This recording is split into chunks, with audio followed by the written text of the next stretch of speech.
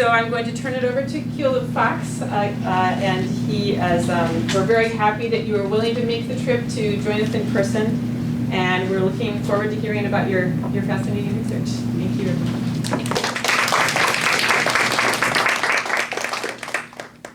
Thanks, everybody. I'm going to take my mask off. Hope that's okay. Hopefully I don't have any chana masala on my face. Good to go. Okay, so I'm going to try a few new things. I'm Keolu, and it's a pleasure to be here. I took the train from San Diego this morning, and recently I read this piece by a science fiction writer. His name's Ted Chiang. Has anybody heard of him? Yeah, Exhalations, right? And it's a bunch of short stories, and one of them was about the life cycles and the sort of afterlife of different algorithms and AI, and it got me deeply thinking about the way we think about the life cycle of data, right? The way in which we've generated so much data over the last few decades, the consequences of that, the latency, the way things are stored, the way things are accessed, the way we view it as a resource, the way we can breathe life back into data sets for reanalysis, and many, many, many, many other ideas. So I hope to impart that, what I've learned and thought about many of these things, and then spun that and put it in a context of indigeneity. So I'm a Hawaiian person from the Big Island, from Mokuokeawe originally. And so the way we think about resources and circular economic structures and industrial symbiosis and ideas like this it's innate to us. We're like the OG sustainability kind of culture, especially when you're on an island. And so I started kind of thinking about the way we repurpose data and use data and create new data sets in context of that. And so I'm going to talk a little bit about that. And if you guys have any questions, don't forget, raise your hand, holler at me, it's okay. Yes? Oh, okay. All right, yeah, let them in. All right. So currently I'm at UCSD in the Anthropology and Data Sciences and Climate Action Lab and the Design Lab and many other affiliations. And beyond being sort of an epicenter for genomic technologies, what I love about La Jolla is that it's always ranked the #1 place to surf by Surfer Magazine. And it's a really beautiful place to work and focus on many different types of technologies. Along with a number of other colleagues, including Teresa Ambo, who was a student here at UCLA, and our provost, Wayne Yang, we started something called the Indigenous Futures Institute, and we've been very fortunate to get a significant amount of funding over the last few years to develop many of our ideas, and it's really about envisioning the future from an Indigenous point of view. And we speak to everything from energy sovereignty, architecture, genomics, health, many, many other ideas. And just to put that into context, that's not a new idea. I come from a whole community of Indigenous futurists.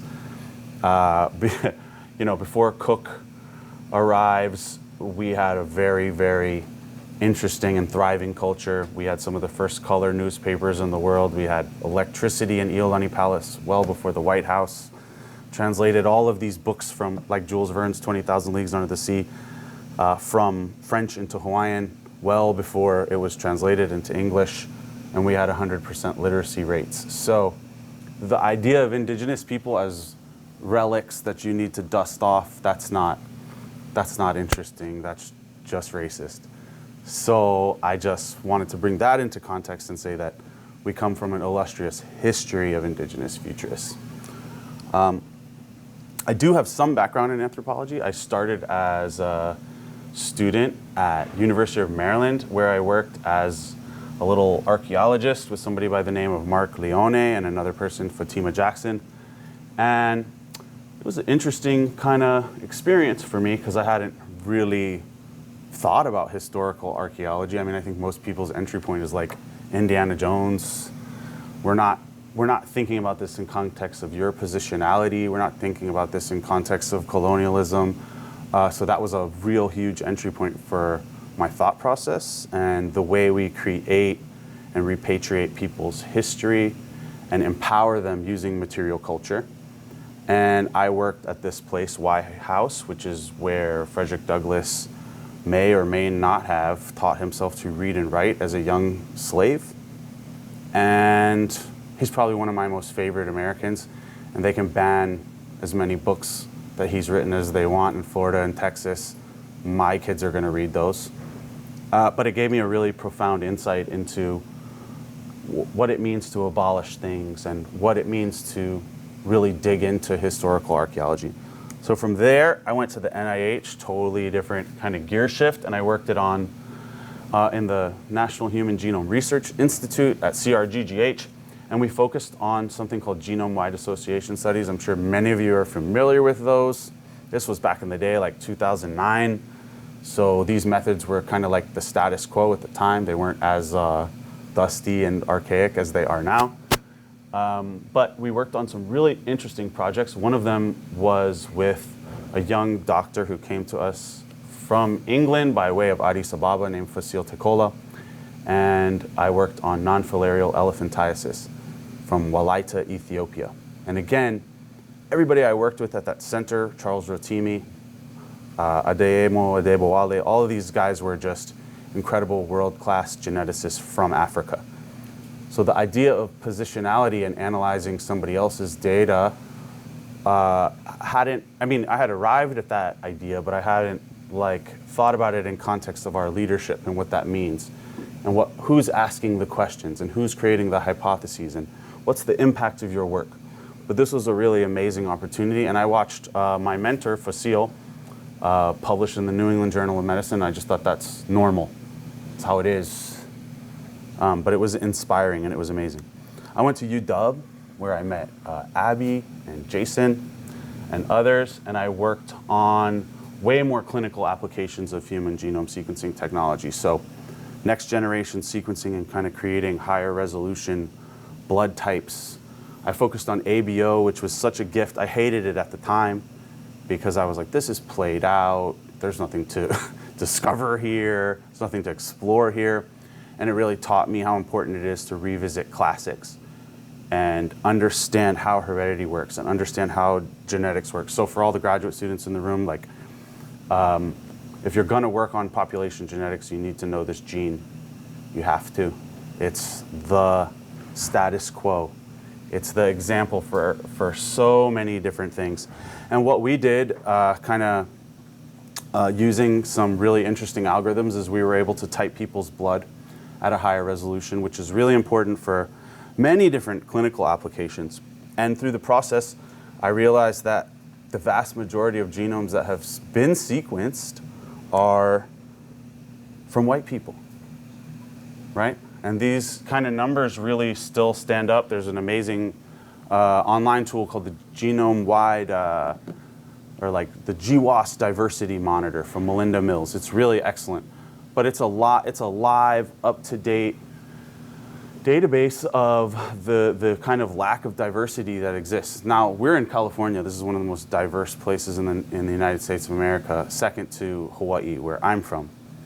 And this is not a reflection of the human genetic diversity or the spectrum that you would see every day walking around here on campus or anywhere else. So if we're charting a future for precision medicine and we're using everybody's tax-paying dollars, this is not really serving us, right? So I challenge you to ask deeper and deeper questions about that as we move on and we justify the types of work we do in the space of human genetics. To make matters even more complicated, 72% of genetic discoveries have taken place in 3 countries on planet Earth.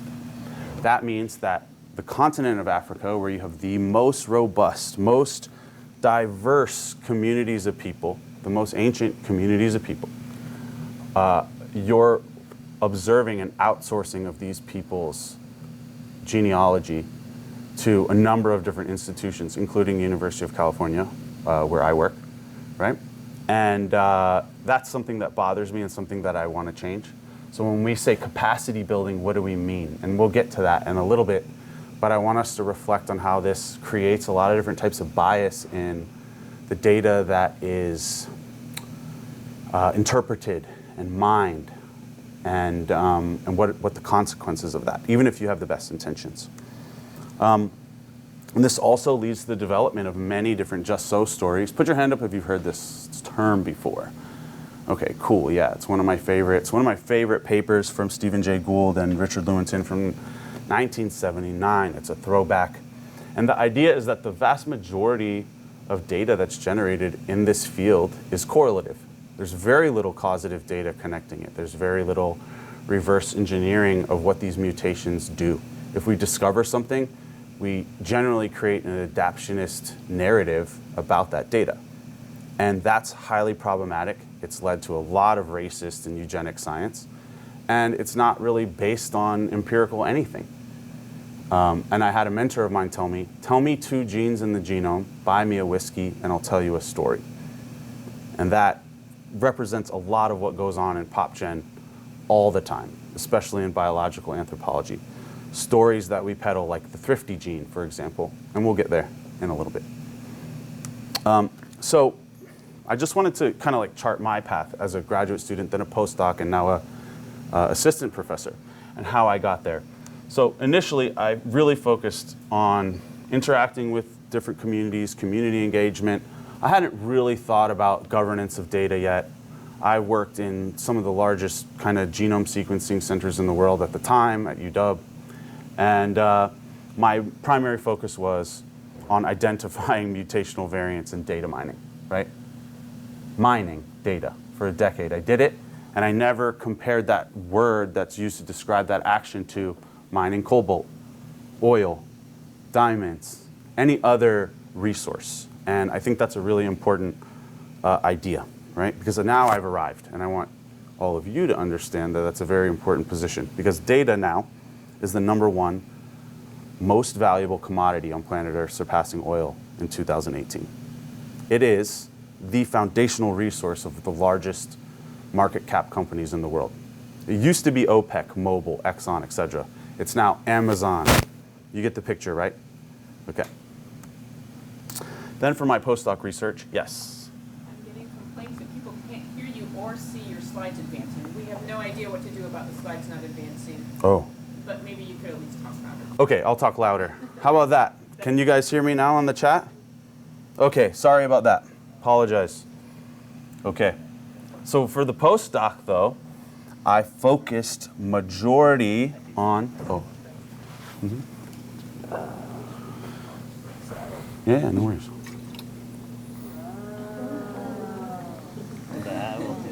My bad. My bad. Thank you. Oh, I think I clicked just slide. Oh, that's okay. Thank you. Thank you so much. All right. Oh, so there's like a feedback I hear. Okay. Oh, yeah. So, you know, kind of towards the end of graduate school, I got a little frustrated because we would find mutations.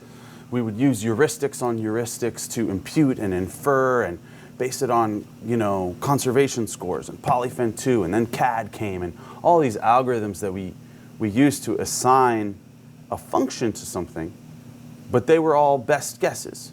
And so I wanted to take it to the next level, and I learned about CRISPR-Cas9 genome editing, and I knew that was like a new tool I wanted to add to my toolbox. And by the time you guys graduate, there's going to be a whole bunch of new tools, and I would recommend embracing them. It's a lot of fun to be uncomfortable again, right? To learn from white belt level, and that's exactly what I did.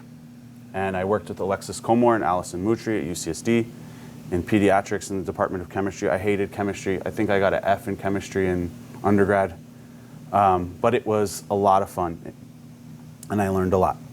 Okay, so given that strategy of how we debunk just so stories, right? We're going, you know, kind of all the way from the identification of mutations in communities. Hopefully you're doing culturally sustainable research and you're not doing helicopter-based take extraction, colonialism, all the way to understanding what the function of a mutation might be, right? It's challenging, but it's now the status quo. All right, So for the rest of this talk, I want to just highlight some of these ideas, right? This whole full circle on what the lifespan of data sets, and many of these things are. So 1, reanalysis of classic genes. I told you guys I hated that. I learned so much from doing this. It was wildly successful. My PI, who passed away earlier this year, was right. I would have never said it to her face, but you know, I learned a tremendous amount from that experience. And reanalysis is so important. We kind of move on to the next sort of sexy thing, right? But it's really important to do that. Secondly, rewriting human history and empowering indigenous communities with genome editing tools. What does it look like when indigenous people are wielding genome editing tools to kind of create accountability and transparency in the space of just so stories? Then we'll talk about generating new data sets, and then inevitably the new computational tools that we need to analyze them in honest ways. And finally, I'll talk about exploring indigenous data life cycles for the next 100 generations, and many of the institutions that we're creating, many of the tools, and many of the opportunities that we're creating for others. All right, so first up, who knows this map? Anyone seen it before? I know you have, Abby. Anyone else? It's a really interesting, awesome review from Sarah Tishkoff, and it just highlights this global distribution of locally adaptive traits, right? Humans, too, are a reflection, our genomes and the variation we see is a reflection of things like extreme geography, elevation, multiple bottlenecks and isolation, drift, infectious disease, which has claimed more lives than anything over the history of human capacity, and many, many, many other things. But just to start, we'll focus on ABO and why it exists. Does anybody know why? I've highlighted one thing. Any reason why we have A, B, and O blood groups? It's okay. No one? Okay, well, I'll tell you what some of the hypotheses are. We believe that it has to do with our interaction with many different infectious diseases like malaria, cholera, etc. There are a number of interesting just so claims about this. This gene kept popping up over and over and over again when it came to COVID, susceptibility, fatality, severity, etc. It's either directly involved in or an artifact in most genome-wide association studies. It's fascinating. And so some of the just so claims is that, all right, one of the observations we know to be true is that A, B, and O blood types exist in humans. You inherit one allele from your mom, one from your dad, classic codominance example in any genetics classroom. There was this incredible Harvard benchmark study that showed that non-O blood type individuals are more susceptible to developing cardiovascular disease. That is the #1 cause of death in the United States of America. So it's impactful, it's valuable. There's something going on at the mechanistic level. Describing that, though, is a lot more difficult than you think. And so the just so claim is depending on your blood type, you're at risk for certain diseases. Also, another interesting trend, O people, non-A, B, B individuals are more susceptible to developing cancer. So that's your #1 and your #2 cause of death, okay? But it's a little more complicated than that. Actually, there are subtypes within those groups. So there's not just A, B, and O, there's A2 subtype. And what's happening here is there's a gene, ABO. It is responsible for synthesizing something called a glycosyl transferase, and it comes along and it attaches sugar moieties to the surface of red blood cells, epithelial cells, neurons, pretty much everything. And they're decorated differently, and the density differs based on the mutations in the things like the active site of this glycosyl transferase. There's also ethnic predilection for those subtypes. So if you look at that little pie chart on the left, 20% of European people are actually a subtype within 2.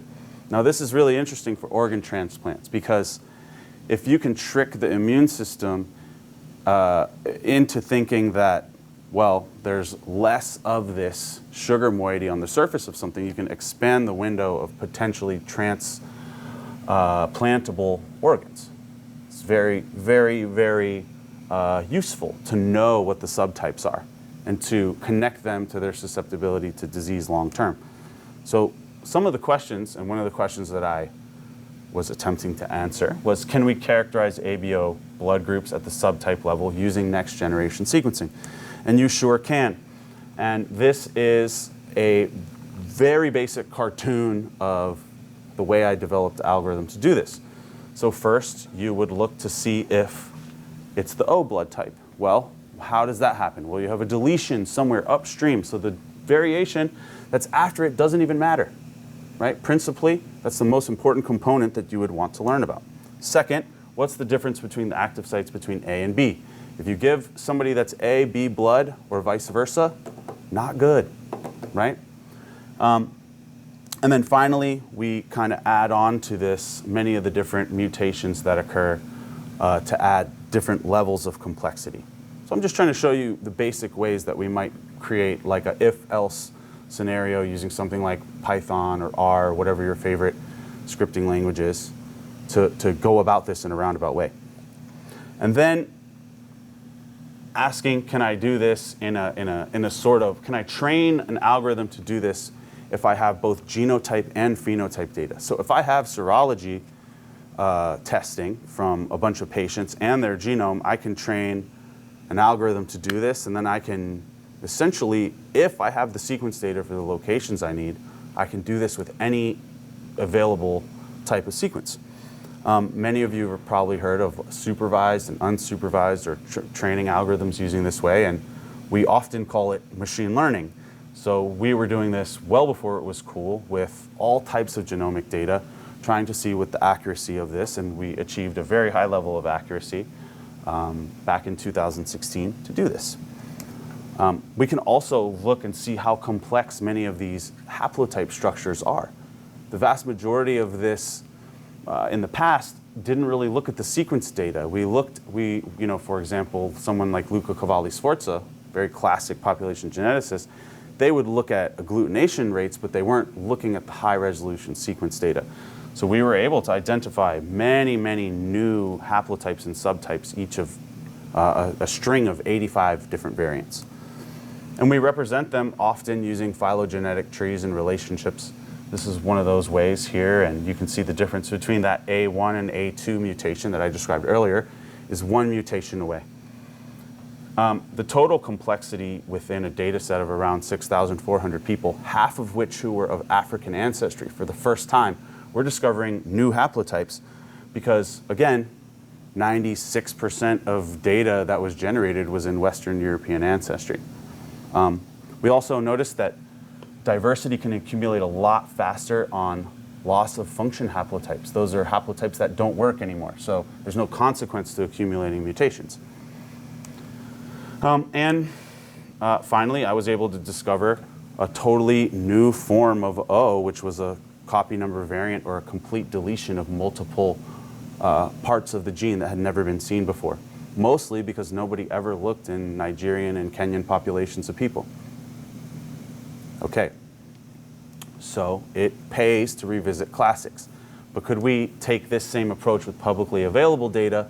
You can. Can we recapitulate trends that we saw already? Absolutely. So if you take a look at this famous picture from Luca Cavalli-Sforza, looking at these heat maps of frequencies, you can see that the O blood type almost approaches fixation in South America. I've been there, Brazil. They don't even stock anything but O blood in some of these smaller blood banks, right? And if you look at this 1,000 genomes data, very commonly used data set amongst the PopGen community, we can predict different blood types in different regions. And you can see that the highest rates of O here are in South America. Now you're probably wondering, why are there other blood types? Well, do the math. Why would there be? Anybody? Any ideas? I don't know, conquistadors, I don't know, but yeah, so it was fun.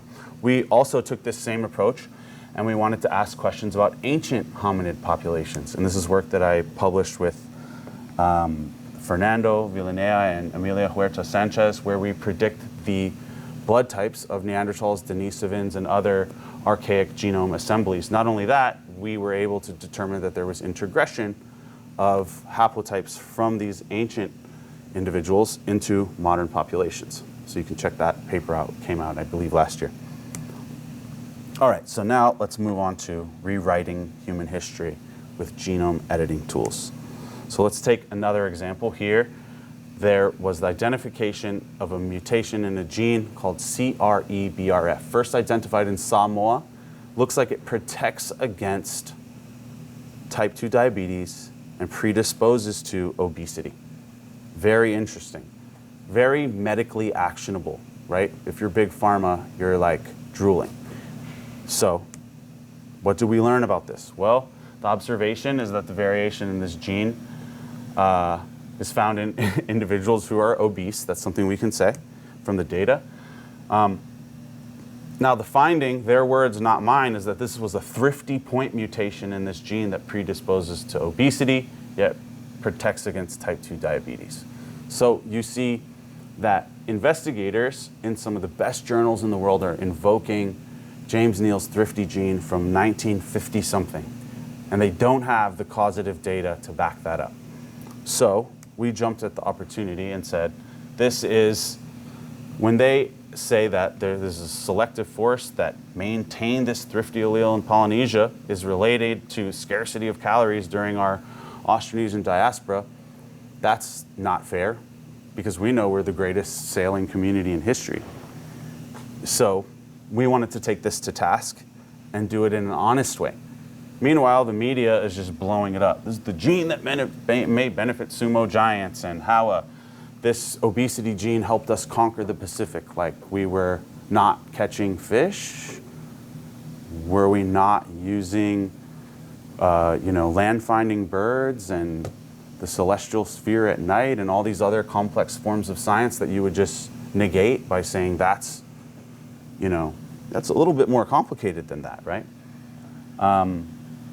Here is a look at the Polynesian Triangle, which I don't even like to differentiate between Polynesia, Melanesia, and Micronesia. I think that's hierarchical colonial rhetoric.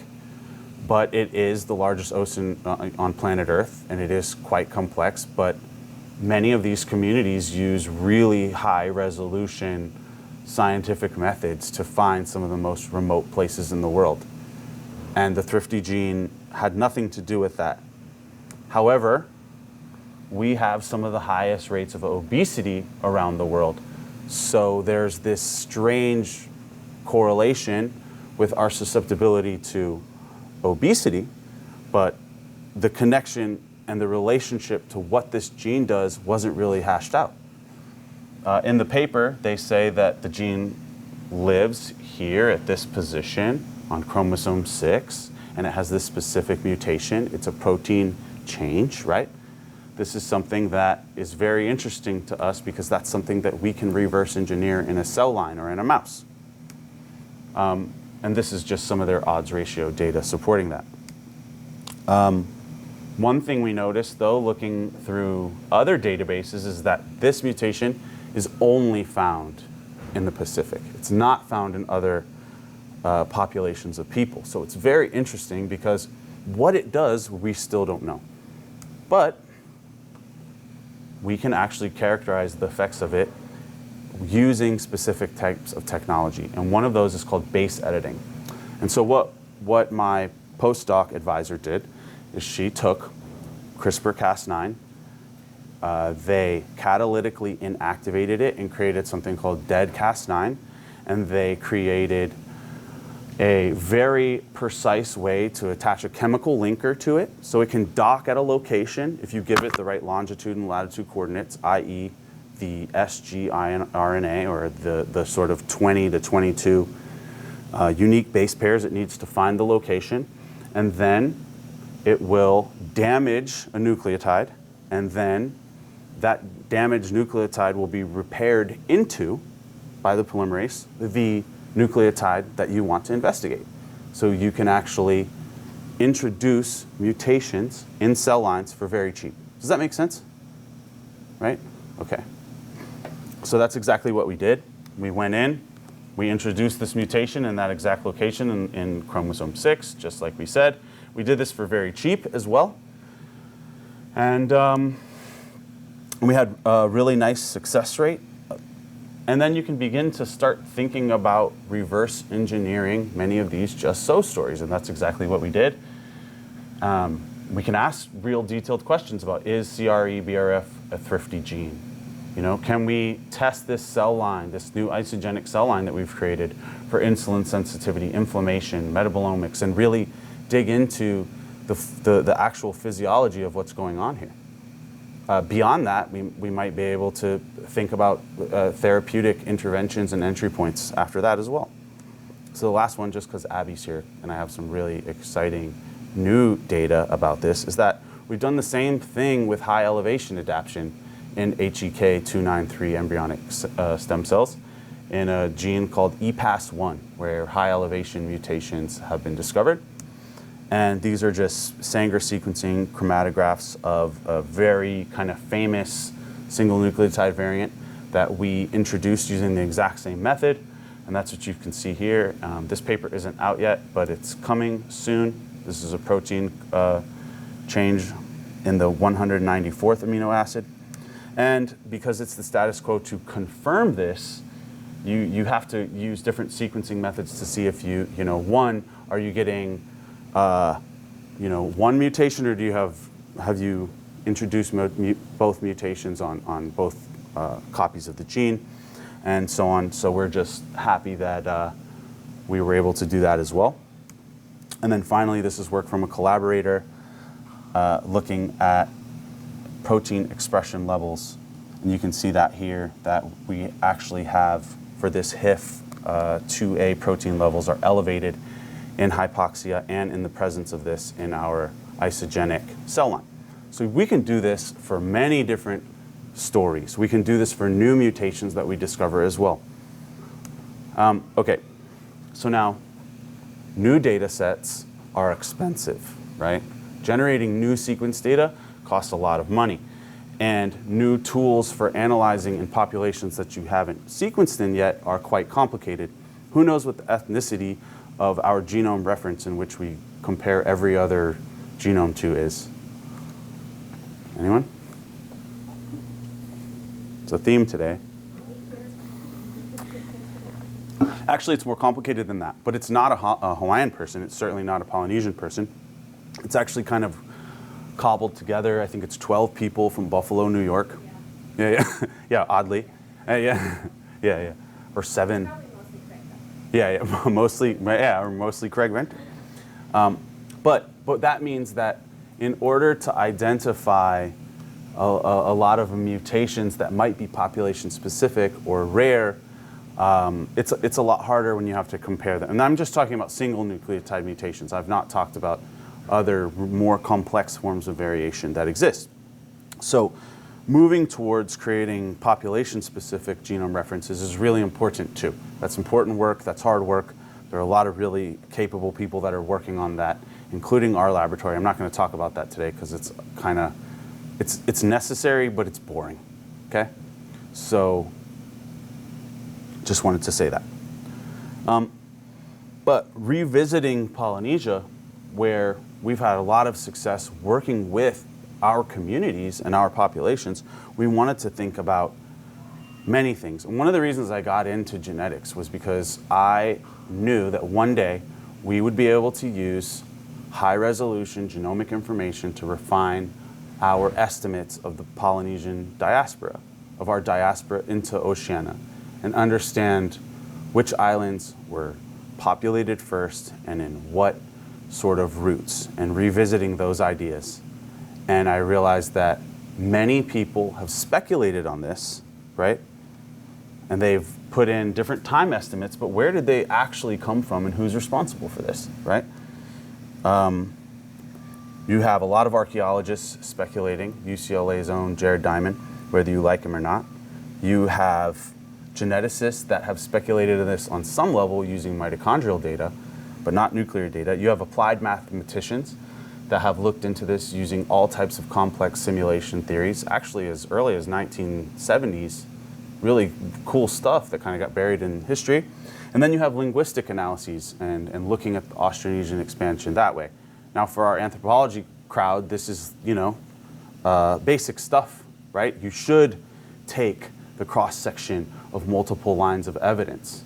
But nobody really attempted to bring the genetics story to fruition using high-quality data. And I've been wanting to do that for a decade, at least. So, but up until this point, I was always frustrated by who was in control of the narrative of where my ancestors came from. You know, who was biasing the data and in what ways? Whose hypothesis were we testing? In the case of Thor Heyerdahl, he said we came from South America, barefoot, helpless, floating over on rafts. And then the question that I hope many of you arrive at is this even your question to ask? Right? Assessing what your positionality is in terms of what is your biggest form of impact in the science that you do. Have you built consensus? Do the communities that you work with even claim you? So those are things to think about. In Thor Heyerdahl's case, the media loved what he was up to. He published a book on this. The science was nowhere near accurate. I mean, now we know that our ancestors made it as far as South America, stayed there for a generation and left. Of course, we had the technology. We understood the celestial sphere. We made it to Antarctica first, 1,000 years before Shackleton. So why wouldn't we find a whole continent if we found Hawaii, right? That's the real logic. But all the lines of evidence support that now. But in terms of Thor Heyerdahl, the media loved this, and this narrative was perpetuated that we actually came from the opposite direction. And even when this guy's boat sank, that narrative still persisted. And that was the birth of the experimental archaeology movement in terms of the Pacific. That resulted in Hokulea.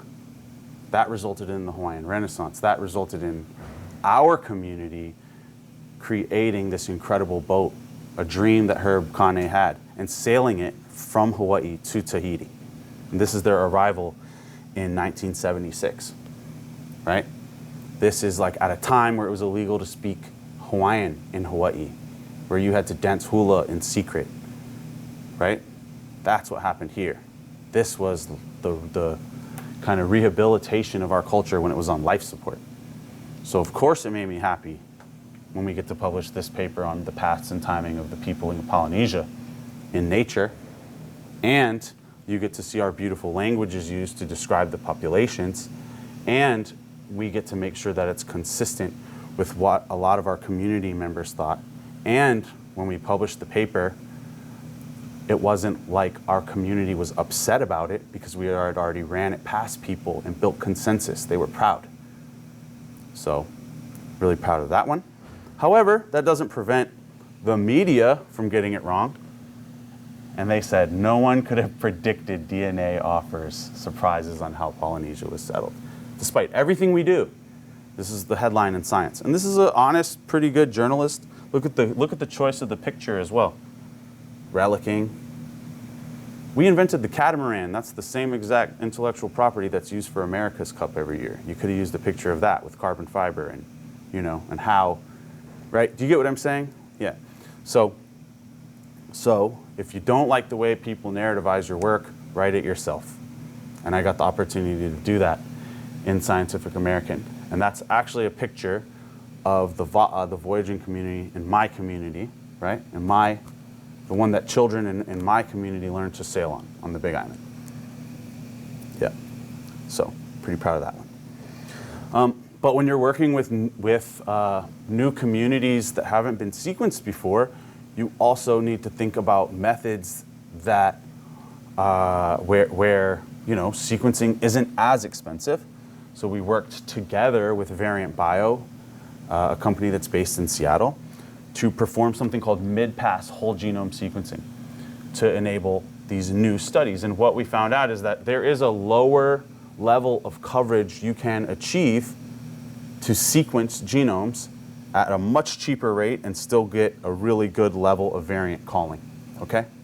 And using that technique, we are working together with many different populations in the Pacific, Hawaii, in Aotearoa, the Maori population, the Maori community from many different places there in Maui Nui, so communities from the Tuamotus, Marquesas, and Tahiti. And we're doing a massive gout study, and we've already found 10 very new, interesting mutations that look like they're involved. And we are looking forward to reverse engineering them and bringing this project full circle. It's also been fun to bring new technologies into the community to de-black box and create transparency around the data we're creating. This is working with local clinicians in Morea, and you can see some of the kind of point-of-care approaches that we're taking, because we're complementing the genome sequence data with phenotype data that we're collecting in indigenous spaces. Okay? All right, so last one is exploring indigenous data life cycles for the next 100 generations.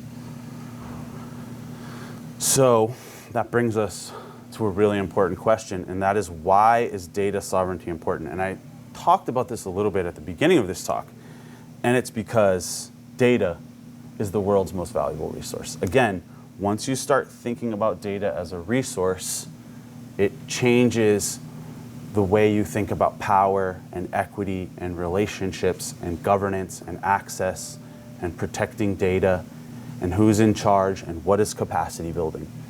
That's because this data is extremely valuable. Let me point you to some really pointed examples. In 2018, 23andMe sold access to their database, which I know has a dearth of diversity, to GlaxoSmithKline for $300 million, to show you that this data is increasing in value. It's on the rise. In 2020, you see Blackstone, the Blackstone Group, acquiring Ancestry.com for $4.7 billion, right? To make matters more complicated, you have different groups, non-Polynesian scientists, that have filed potential patent claims. This one didn't work out, but the sheer fact that a group of people that's not from our culture would file a patent claim based on intellectual property that we earned through our diaspora is shocking. It's unethical. It's a violation of the common rule and many, many other things. So that brings us to a position where we realize that we have to safeguard against predatory behavior like that. So what do?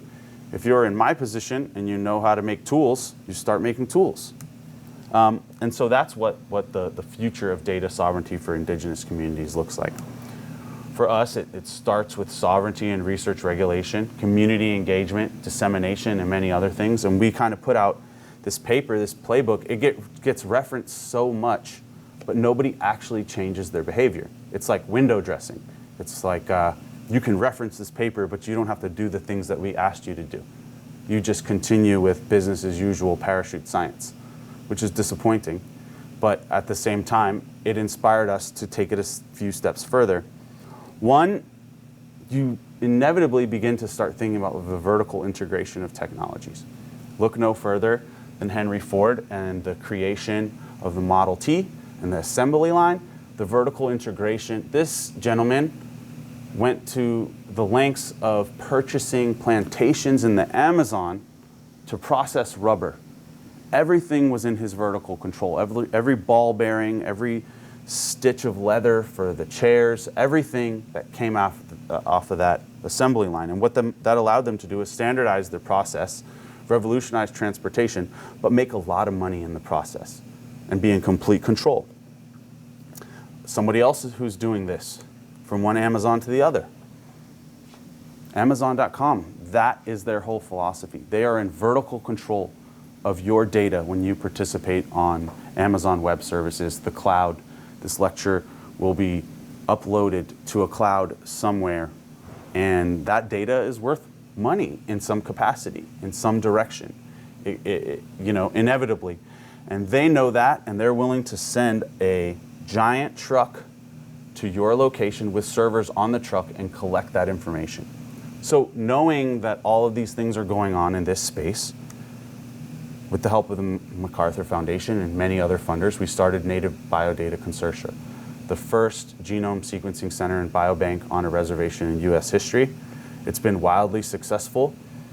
We're very excited about our developments and what happens in the future, and we're exploring many, many new options and opportunities. One of them is establishing a blockchain-enabled Indigenous data sovereignty framework, which we got approval for and grant money for from the Robert Wood Johnson's Pioneer Foundation, which is pretty cool. And I know when you hear blockchain, you think crypto, you think the next slide is going to be an NFT. It's not.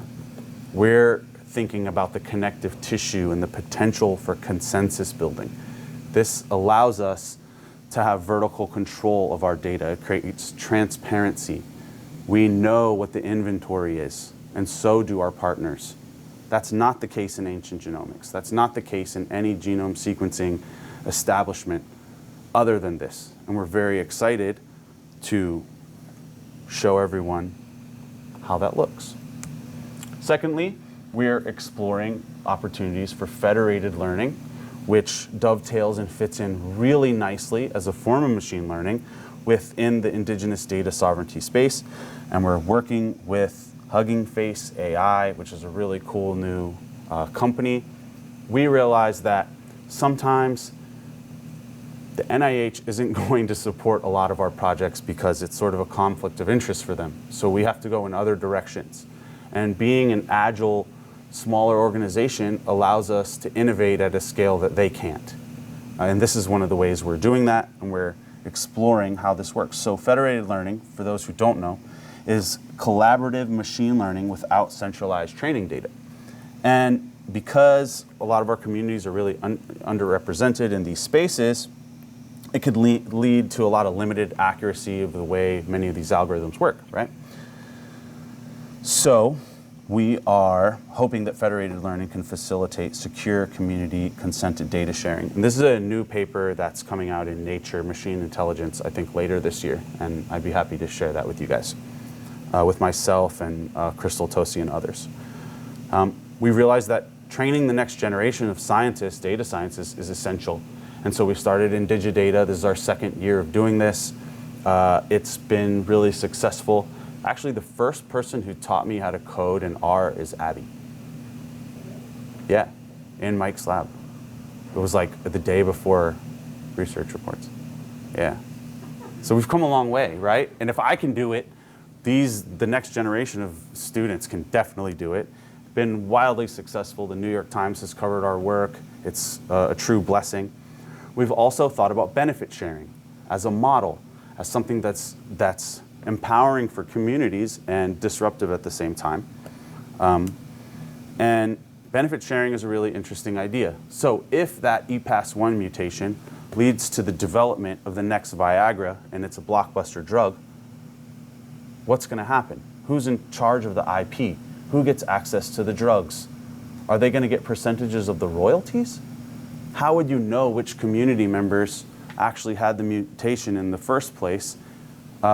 There are a lot of questions. So in thinking about that and thinking about benefit sharing and allowing our patients to have agency, I wrote about this in the the New England Journal of Medicine, that one.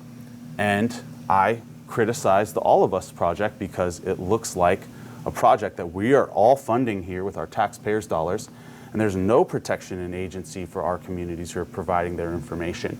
It will be taken over the goal line by large pharmaceutical companies, and there are more ethical ways to do this and to allow our communities to participate in capitalism in the form of circular economic development.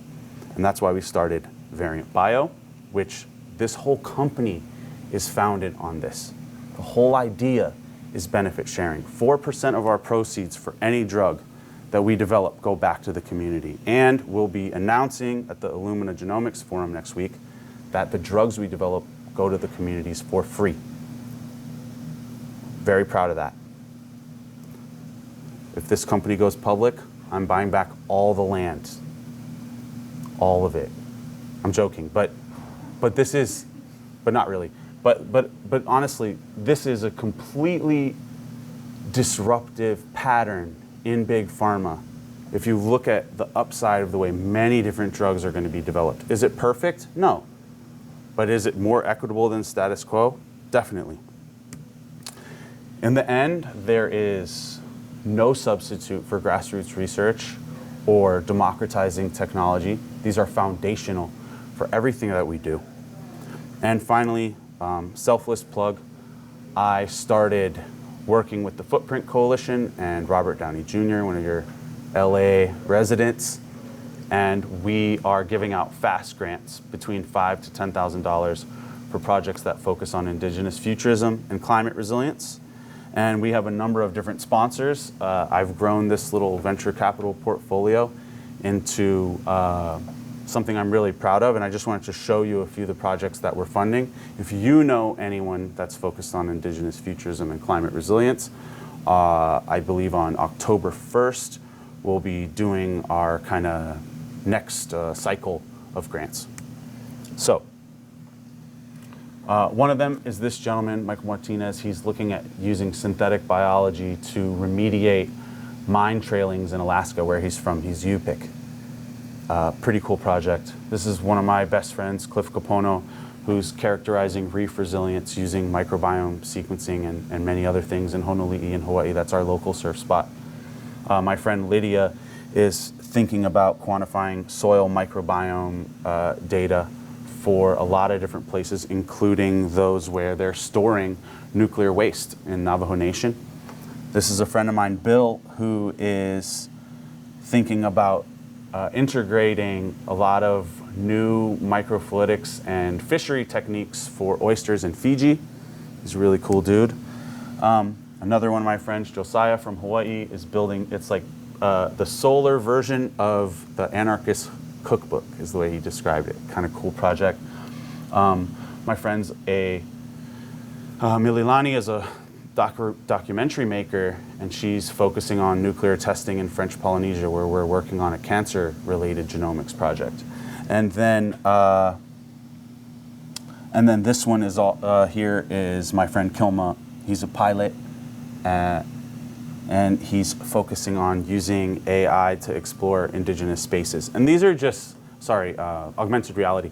And these are just like a handful of some of the projects and the vision that we're trying to develop, so that this data is our data and that we can move it in a lot of different directions that serve our communities. It's a handful of those projects. So I just want to thank all of these people for their support.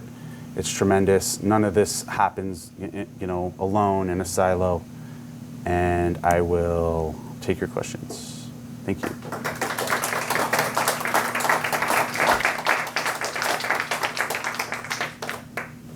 You take questions from here, and I will field questions from the Zoom. From here. Yes. Me? From one Dr. Cox to another. Yeah. Thank you for such a fascinating talk. So much to think about. I was just wondering if you could talk a little bit about.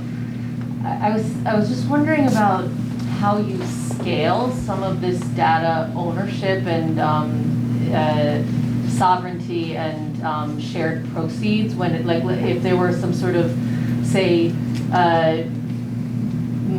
drug that was developed from Han Chinese, genome, and now you're talking about a very different type of, a scale of profits and a very different scale community than small indigenous communities, and whether the goal is to expand it in this way, or is this something that's specific to maybe more marginalized, smaller communities? I don't know if that's Yeah, there's a lot to unpack there. So first, we haven't struck gold yet, right? I mean, we have a lot of candidates. I don't know what I'm allowed to talk about in that. I'm a scientist and a professor. This is my first kind of like foray into the startup world. But I can say that we have short-term benefit sharing plans and long-term benefit sharing plans. And they're quite different. The second something hits the market and we hand it off for a clinical trial, it's going to be very different. It makes me feel uncomfortable that as like the tastemaker for this, as you step away to work on other things, you realize that you concede control, sort of, because there are investors and board members and other things that feed directly into capitalism. But if the foundational piece of this is that we're giving out free access to the drugs we create to community members, and also equity. Like 23andMe is not doing that. I had direct conversations with them, and that's why their stock share is like $2.22 or something last I looked. So, you know, but we're constantly thinking about these things, and I'm seeing other companies kind of move into that space as well. So it should be exciting, but it is an experiment, right? Yeah.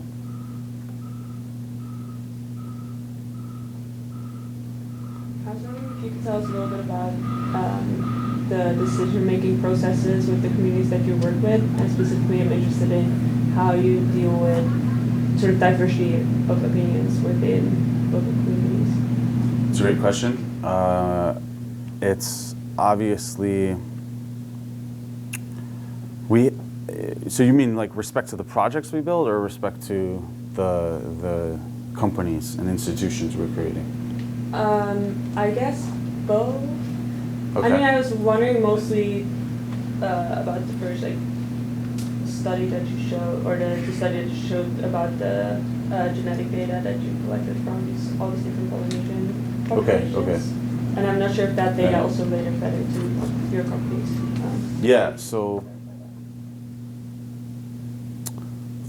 for that, it's we can't use like a catch-all and say like all of Polynesia, right? The way things are negotiated in Aotearoa amongst the Maori community is quite different. The way sovereignty is recognized, the impact of the different kind of like shades or brands of colonialism, like Tahiti is French, right? Aotearoa is the English crown. Hawaii is America.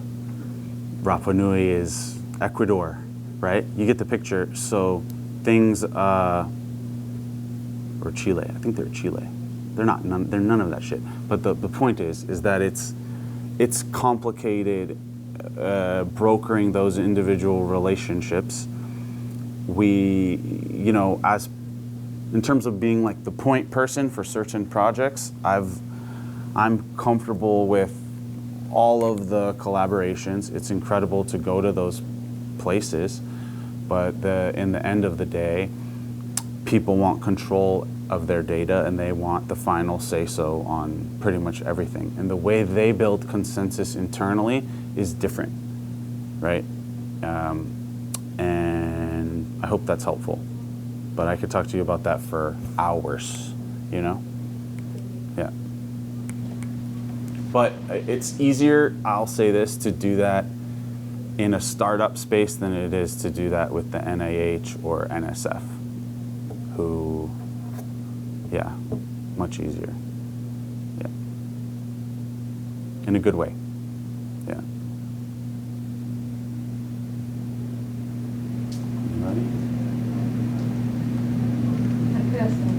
Yeah. And the Zoom audience is asking that you repeat her question, the future question. Oh, okay. Yeah, sorry about that. I always forget to do that.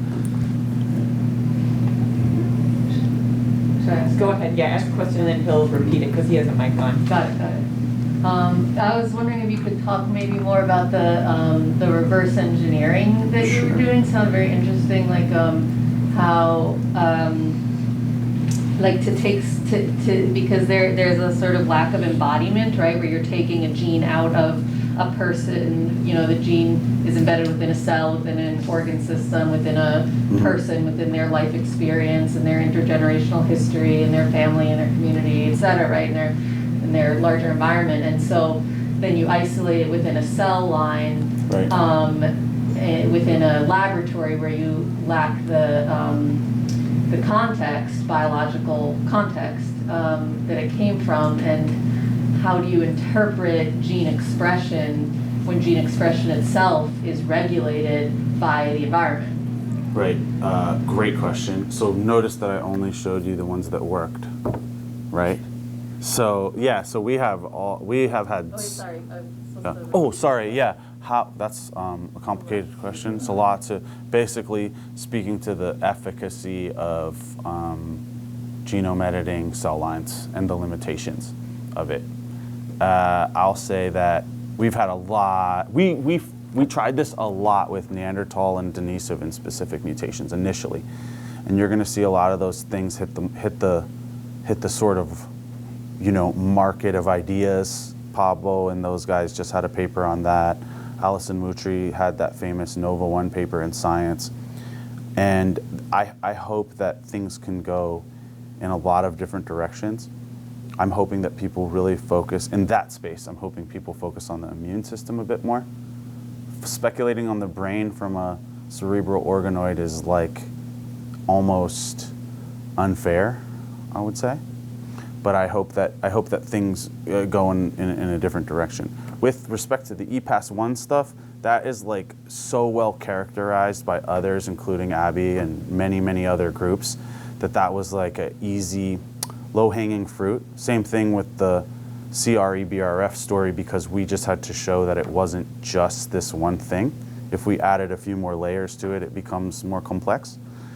With respect to other things, like if we did that with sickle cell, right, that seems like a low-hanging fruit as well. But when things become more complex and they're not monogenic, so to speak, or it's not a master transcription factor, you know, it requires a lot more sensitivity on the assay end of things for the functional impact. So that's my long story of saying we tried a lot of shit and it didn't work. And those ones that we did show are working. But you can imagine doing this with other things too, copy number variants. You can imagine doing this with acetylation or methylation signatures. I mean, there's a lot of different directions that Cas9 is going that's really cool.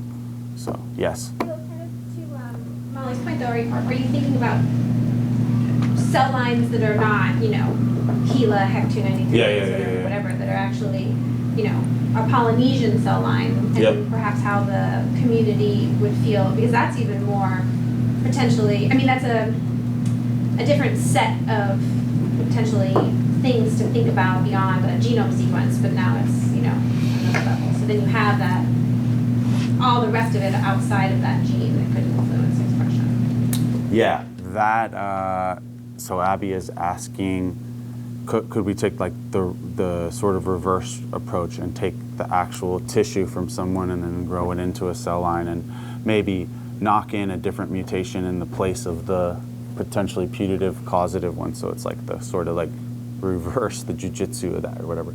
So we have thought about doing that, but again, a lot of the decisions we made are calculated because it seems like our communities are a lot more comfortable with the isogenic approach bioethically, right? Yeah, okay, yeah. So bioethically, it's like that's a different, it's like a different calculus, you know, versus the other scenario, yeah. I personally think if you're going to get more insight into things physiologically too, because we're only talking, again, all the stuff I showed you guys was from HEK 293s, which are super easy to edit, super robust. You know, you start, kidney, yeah. But if we wanted to do the EPAS-1 stuff better, I'd want to do it in like a placental cell line or whatever, you know what I mean? So where's the physiological relevance for some of these things, you know? I was just wondering if you, just expanding on what you just said about the bioethics, for those of us who are not geneticists, right. Can you like unpack a little bit the differences between the approach that Abby proposed and the one that you all are doing, and like how bioethics within the community plays into that? Yeah. So are you familiar with the Henrietta Lacks story? Yes. Okay, so, you know, there's a lot of value that was created from that cell line. And I think like her family is rightfully pissed off about the way they were exploited. So I guess my question, the reason why Abby brings that up is like, are we gonna do that again? Is that gonna be, and if you have no way to connect that to the whatever the equity or currency that you're creating outside of that, then is that fair to the person that allowed you to create a cell line from their person, you know? So, yeah, I hope that's a decent summary, but yeah. We have a question coming in from Dan Fessler, also. Could you elaborate a bit more on the functional consequences of the genes common in the Pacific that influence adiposity and insulin resistance? Right. Relatedly, could the essence of the thrifty gene type hypothesis be correct despite the gross failure to recognize specific people's navigational and subsistence expertise? Could episodic black swan typhoon events that destroyed palms and taro gardens and which drove fish far from shore provide sufficient selective pressure to favor adiposity during periods of abundance? Sorry, that was long. Do you No, want to repeat that's the cool, first that's part? cool. Okay. I like that guy already. All right, so I don't think so. I think what we're seeing, this is just my like hot take on what we're seeing from the data, is that, so one of my colleagues did a follow-up study and we're seeing that mutation in like 50% of professional rugby players of, you know, Polynesian ancestry. It's associated with higher muscle mass. And then because of that, BMI, right? So is it a tall, dark, and handsome gene? Are you gonna be a professional athlete if you have this mutation? Like, I could narrativize it that way if I wanted to, so no. What I think's happening though, is that what we're detecting and what we've begun to detect is the effect of colonialism itself. So when Cook arrives, from Cook to Cortez, and you have a reduction of population by 90%, you're now picking up genes and mutations that are immunologically relevant. And we're detecting a lot of that too, and we're gonna be reverse engineering those as well in the future.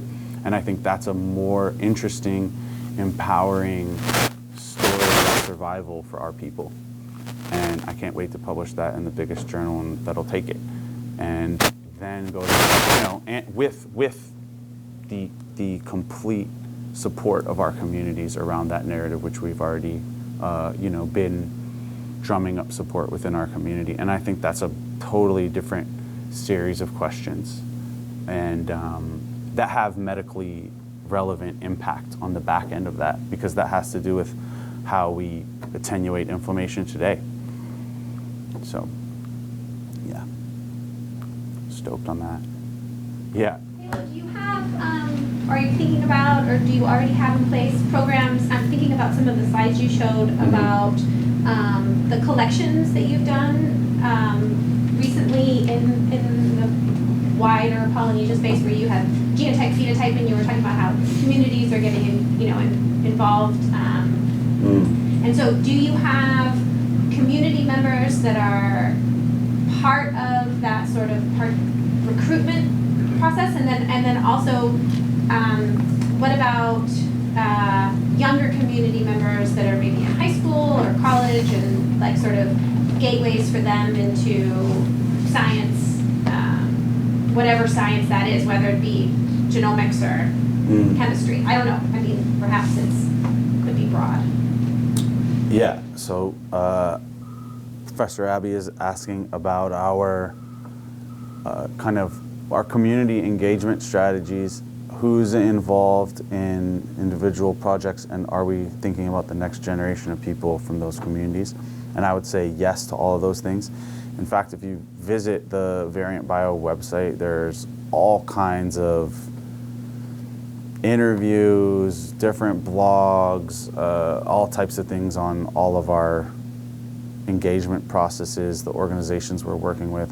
One of the things that we do that I love is that we have community members rank the organizations that they would like the proceeds of their participation in this to go into, if we use like a collective interest or collective trust model. And so they'll write in organizations, and that will be the kind of avenue where the benefit sharing proceeds would go to. And we're like, I think that's super clever. It's almost like what's it called? Citizen assembly, you know, around a lot of these ideas. So, and then with respect to the next generation, like absolutely, I have a Tahitian PhD student who's going to be working on some really cool stuff coming through. We started SING, the Summer Institute for Indigenous People in Genomics, which is going on for like, I don't know, a decade. You know, rotating through different indigenous communities around the world, Navajo Nation, Aotearoa, Hawaii, I think Mexico now, Chile. different places, First Nation places in, you know, Vancouver. So very much so. And we're always thinking about, you know, more ways to be creative about engaging people. Variant Bio also has like an internship program, fellowship programs, and yeah, I mean, but I'm always open to suggestions on how we can expand those things and make them more effective. Mm-hmm. I was just wondering, you know, I think all of us were very struck by the different organizations and, you know, all these different initiatives and bringing in different stakeholders and everything. And I guess I was just wondering sort of how, if you could talk a little bit about how, you know, things like the Indigenous Futures Institute, Right. the Indigidata, the Mhm. Variant Bio, like how those articulate with one another. Are they all Yeah, like yeah. sort of arms of the same Octopus. creature, octopus, Yes, right? very Or much are so. they like, you know, Yeah. different initiatives for different groups at different times, speaking at different levels? Like, are they all related, or is it just through you, or what? I think like we have we've built network. A lot of this came from University of Washington, because that program where I was at and Abby was at, they really supported the development of a lot of Indigenous students. They produced the first Navajo PhD in genome sciences. They produced the first Native Hawaiian PhD in genome sciences, and they just have a track record of doing that and a commitment to that. And then naturally we kind of came together. We had like a journal club when we were in grad school, and we would be like, let's only do papers that aren't on white people. And then it turned into, okay, let's start our own organization. And then we got a $15,000 grant, and then we got a, you know, and you just kind of grow that way. And we trust each other because we came up from the bottom. And it's really cool to see that. One of our people works here, Nanabe Garrison. Yeah. So it's a tight network of people. It's definitely like an octopus in that sense. And we're constantly checking ideas and thinking about like, what are the unintended consequences of this? Is this even, we have all kinds of new stuff that's coming up too, that I'm like, should I talk about this? Or, you know, probably not. But good question. But I encourage you guys to do that with your friends too. Work with people you trust, you know? Yeah.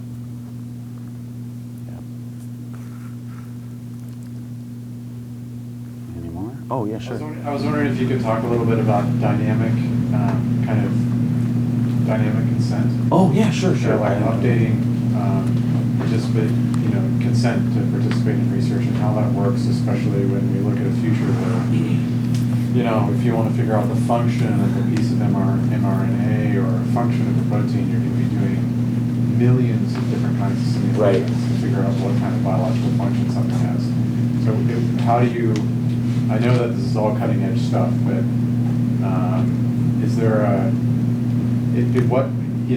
what scale, for example, just as a point of discussion, at what scale of open-ended consent is appropriate? Like, it seems like there's always going to be some degree of abstraction in the consent process, and the detail and at what stage do you reconsent and things like that? Is that something that just any thoughts you have on that would be great. We could talk about that forever as well. Yeah. So yes, we're exploring a lot of different, the question is about dynamic consent. It's sort of upside and downside and the limitations of that. So there are a lot of different entry points for consent. What we don't like are people's predatory abuse of legacy data sets. So that's like, I have DNA, I'm not gonna name names or whatever. Somebody has DNA from, I get crazy emails all the time, and they'll be like, we have DNA from the lost generation in Australia, and I'm trying to reconsent these people.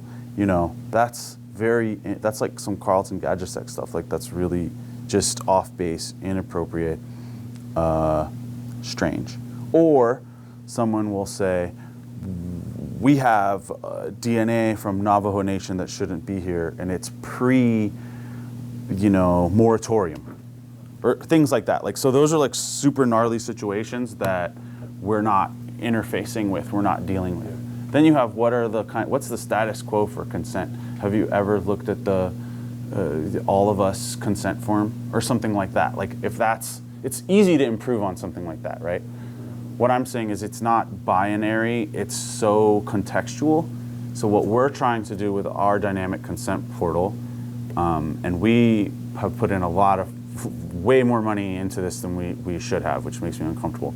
But like, what is it gonna look like? How real is it gonna be? Are you thinking about mechanisms for reconsenting people live, right? Like, can you use federated learning? Can you use the blockchain to actually create an organization? It's like Captain Planet or Voltron. 5 people have to vote on something for them to come together to move forward with a decision or something like that. So there's all types of different directions that we're exploring, and then it's actually bringing this into indigenous communities and saying what actually has value. And that's going to be different from community to community, which shows you how contextual consent should be too. So it brings you back to that idea. Then is this in English? We're talking in English, right? All of our consent forms are in multiple languages. We work in Tahiti, it's Tahitian, Paumotu, French, and English. That's a lot of work for one person to do. We're lucky we have that expertise on, right? Then is it a piece of paper or is it going to be on an iPad? Can you have, there's so many ways that can go. Are you even defining terms? Do they know what gene expression means? Hardly. Can you translate genomics into Hawaiian? I tried. Mo'oku auhau, that's the best I could get. But so what I'm trying to say is there is a lot of room for improvement in that space, and the bar is so low that you need a shovel. That's, yeah, yes. Kind of following up on that question, what are the issues of data identifiability and privacy, and how in the communities you're working with, how do they see that, and the approaches you're taking, do they make some of those things riskier or better? Yeah, okay, so that's a really, really good question, and also super complicated. It's about data de-identification. So at one point, I thought we would be able to mask certain parts of the genome and only make certain parts public. I thought that was a good idea at one point. Turns out, doesn't matter. Like, it is so easy to identify what somebody's ethnicity is based on just, I don't remember what the lower number was, but it's like almost, that's not a good idea, the masking thing. Then when you're working with communities where there's like Crystal, my friend Crystal and Joe, they have a paper on this about like group consent versus individual consent, working with different First Nations or Native American communities, and it kind of gets into that as well. Because what you have are a lot of organizations that are going into urban centers, right? Like if you wanted to get, this is terrible, but if our community in Hawaii is like, no, in Hilo, we're like, no, get away from our hospital, we're not participating in your study, whatever. You can go to Vegas and go to the hospital there, and that's our diaspora community, because we can't afford to live in Hawaii anymore. So now you have, I think in 5 years, we'll have more Hawaiian people living outside of Hawaii than in Hawaii. And that's a really, really challenging issue, because we all share a very similar lineage. And you can reconstruct that, you can understand many, many things. So you get what I'm saying? Like there are things that really complicate things. There's a moratorium on genetic information for Navajo individuals, but if they're in Denver or Phoenix, does that apply to them, right?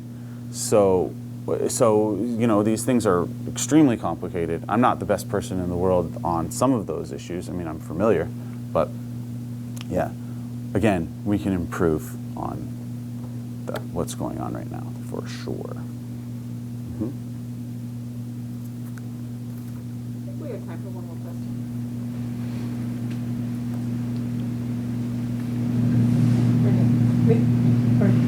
How about it? You guys all can, yeah? All good? Yeah.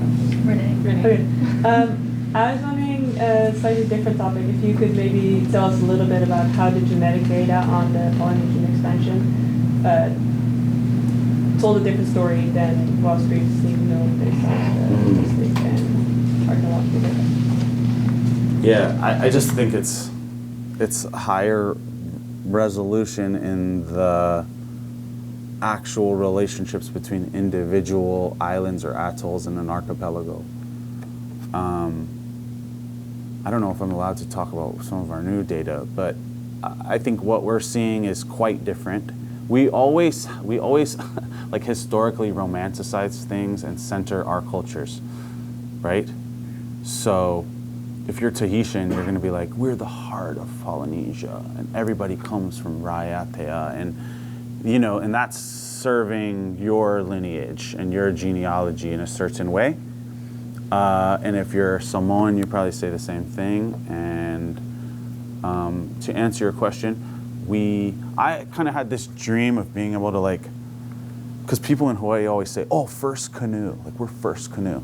Like, how do you know? You could have been the third one. The canoe could have touched down and went back. Like, all this endorsement of individual bold black arrows in one direction is trash. It's not real. It's not accurate, especially when we're talking about dynamic communities of people that are traveling. We're voyaging people. That's just not a reality, So stepping away from maybe a level of resolution that we'll never obtain to getting to the position where we are now is, I think, really impressive. But will we be able to double down on that in the future? Absolutely. Absolutely. And we have another paper coming out eventually that I think will be very interesting. Yeah.